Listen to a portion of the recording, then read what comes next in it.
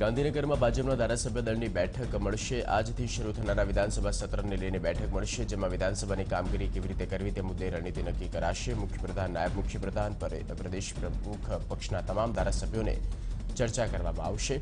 સત્ર દરમિયાન વિપક્ષના પ્રશ્નોનો કેવી રીતે જવાબ આપવો તે અંગે પણ ચર્ચા થશે। સ્ટેચ્યુ ઓફ યુનિટીને આતંકીઓના નિશાને છે તેવું રાજ્યના ગુપ્તચર તંત્રને એલર્ટ આપ્યું છે, તેથી સ્ટેચ્યુ ઓફ યુનિટીની સુરક્ષા વધારવા સૂચના પણ આપી દેવાઈ। જાહેર જગ્યાઓ, રેલવે સ્ટેશન, મંદિરમાં સુરક્ષા વધારવા માટેની પણ સૂચના આપી દેવાઈ છે। મહેસાણાના વિસનગરના ગુંજા ગામે નવચેતન વિદ્યાલયના સુવર્ણ જયંતિ મહોત્સવમાં સીએમ રૂપાણી હાજર રહ્યા હતા। સીએમ રૂપાણીએ જણાવ્યું હતું કે રાજ્યમાં શિક્ષણનો સાર્વત્રિક વિકાસ થઈ રહ્યો છે અને ઉચ્ચ શિક્ષણ તરફ આપણે હરણફાળ ભરી રહ્યા છીએ। મુખ્યપ્રધાન વિજય રૂપાણીએ પાકિસ્તાન સામે પ્રહાર કર્યા। સીએમ રૂપાણીએ કહ્યું કે છેલ્લા 2 દાયકાથી આપણે હુમલાઓ સહન કરતા આવ્યા છીએ। અનેક હુમલામાં આપણા જવાનો શહીદી વહોરી છે, પરંતુ શહીદી એળે ન જાય તે માટે સરકાર મક્કમ થઈને આગળ વધી રહી છે। સુરતના નાનપુરા મકાઈલપુર વિસ્તારમાં ભાજપે ધરણા કર્યા। આતંકવાદી હુમલાના વિરોધમાં ભાજપ દ્વારા કરવામાં આવેલા પ્રદર્શનમાં ધારાસભ્યો, કોર્પોરેટર્સ, આ તમામ કાર્યકર્તાઓ જોડાયા અને પાકિસ્તાન વિરોધી નારા લગાવ્યા હતા। આતંકવાદી હુમલામાં શહીદ થયેલા જવાનોને શ્રદ્ધાંજલિ આપવા રાજકોટમાં ભાજપે કાર્યક્રમનું આયોજન કર્યું। કિસાનપરા ચોક ખાતે આ કાર્યક્રમનું આયોજન કરવામાં આવ્યું, જેમાં રાજકોટના સાંસદ, મેયર, કોર્પોરેટર તેમજ બીજેપી કાર્યકરોએ શહીદ જવાનોને શ્રદ્ધાંજલિ પાઠવી હતી।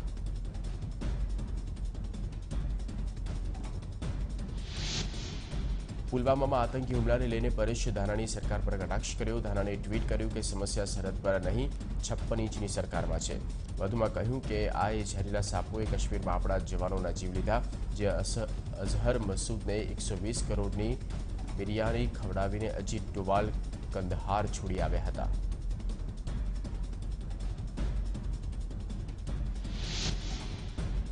ધારાસભ્ય ગણપત વસાવાએ શહીદોને શ્રદ્ધાંજલિ આપતી વખતે નિવેદન આપ્યું કે ચુનાવને રોકી દો, પાકિસ્તાને ઠોકી દો। જેના પર સફાઈ આપતા વસાવાએ કહ્યું કે જે વાત કરી હતી તે મારી લાગણી હતી, જેના પર કોઈ રાજનીતિ ન થવી જોઈએ। આ તરફ જિલ્લા પંચાયત ભવન પાસે શહીદોને શ્રદ્ધાંજલિનો કાર્યક્રમ યોજાયો, જેમાં ભાજપના પ્રદેશ પ્રમુખ જીતુ વાઘાણી, સાંસદ કિરીટ પટેલ, શહેર ભાજપ પ્રમુખ જગદીશ પંચાલ હાજર રહ્યા। અમદાવાદ પૂર્વના સાંસદ પરેશ રાવલ ગેરહાજર રહ્યા। ઉરી ફિલ્મમાં અજીત ડોવાલનું પાત્ર પરેશ રાવલે નિભાવ્યું હતું। સાથે જ બોર્ડ મીટિંગ હોવાને કારણે કાઉન્સિલરો તેમજ મેયર પણ હાજર રહ્યા હતા। જમ્મુ કાશ્મીરના પુલવામા થયેલા આતંકી હુમલાના વિરોધમાં ભરૂચ જિલ્લા ભાજપના દ્વારા ધરણા યોજવામાં આવ્યા હતા। ધરણાના કાર્યક્રમમાં કેન્દ્રીય પ્રધાન મનસુખ માંડવિયા પણ જોડાયા હતા અને શહીદોને શ્રદ્ધાસુમન અર્પણ કર્યા હતા।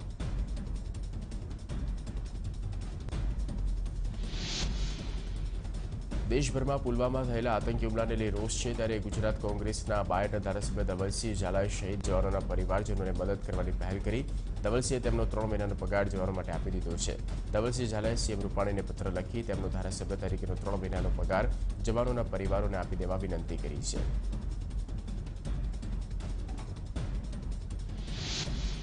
આ તરફ પુલવામા આતંકી હુમલામાં શહીદ થયેલા જવાનોના પરિવારજનો અમદાવાદના ભાજપ ધારાસભ્યો સહાય કરશે। તમામ ધારાસભ્યો પોતાનો 1 મહિનાનો પગાર શહીદના પરિવારજનોને આપશે।